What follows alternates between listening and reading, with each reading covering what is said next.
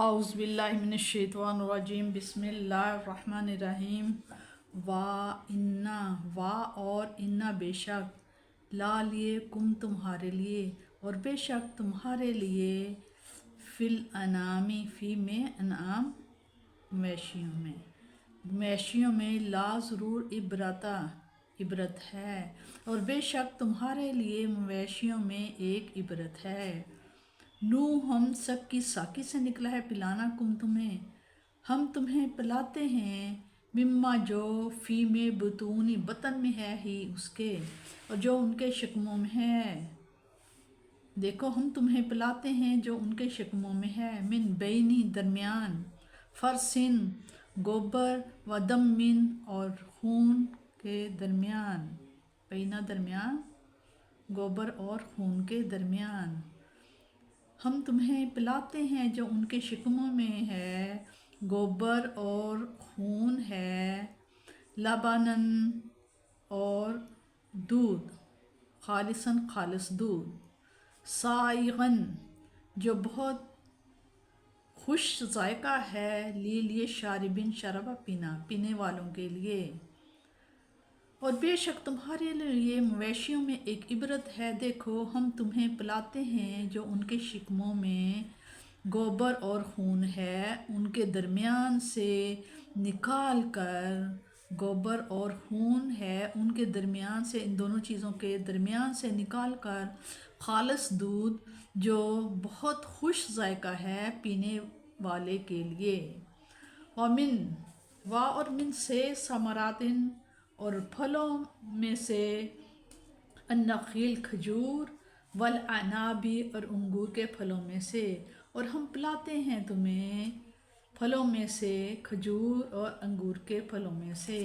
تتخذون اخذ کرتے ہو بناتے ہو منہ اس سے، ساکرن میٹھا رس، کھجور اور انگور کے پھلوں سے تم بناتے ہو اس سے میٹھا رس، ورزقن اور رزق حسنا پاکیزہ اچھا، اور اچھا رزق پاکیزہ رزق انا بے شک فی ذالک اس میں لا ضرور آیات نشانیاں ہیں، لقوم اس قوم کے لیے، یعقلون جو عقل رکھتے ہیں، جو سمجھدار ہیں۔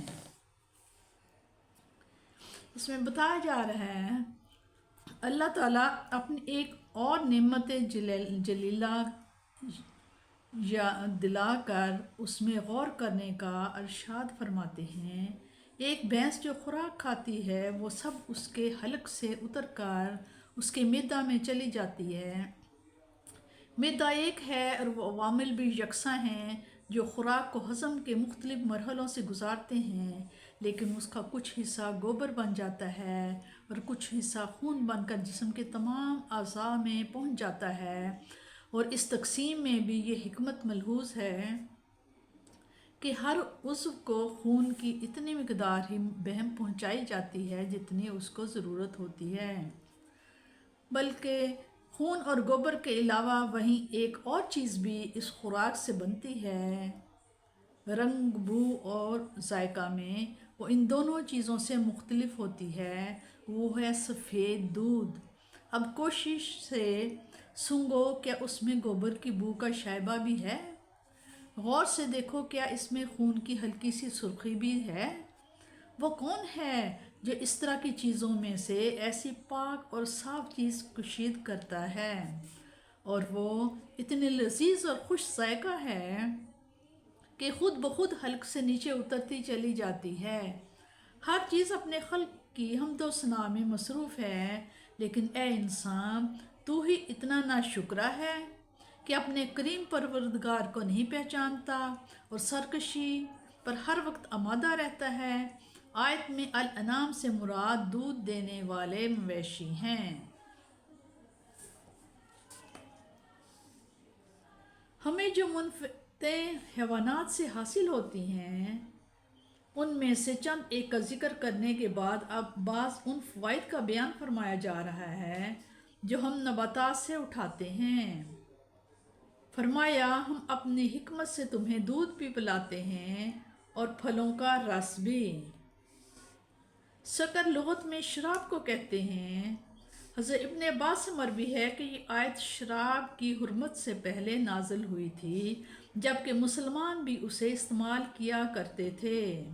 اس میں بتایا جا رہا ہے کہ خمر، شراب پہلے انسان پیتے تھے، لیکن ایک دفعہ ایسا ہوا کہ صحابہ کرام جب کوئی مہمان آتا تھا تو وہ شراب پلاتے تھے، لیکن جب پلائی عصر کی نماز تھی اس کے وقت پی کے مہمانوں نے تو نشے میں تھے کہ مغرب کی نماز پڑھنے لگے۔ مغرب کی جب نماز پڑھنے لگے تو کل اعوذ سورہ عابدون، کل یا ایھا الکافرون لا اعبد ما تعبدون کی جگہ پہ لا چھوٹ گیا، تو اس میں معنی فرق آ گیا کہ ہم اس کی عبادت کرتے ہیں جس کی تم عبادت کرتے ہو۔ لا کا مطلب ہے نہیں، اور نہیں کہنا بھول گئے نشے میں۔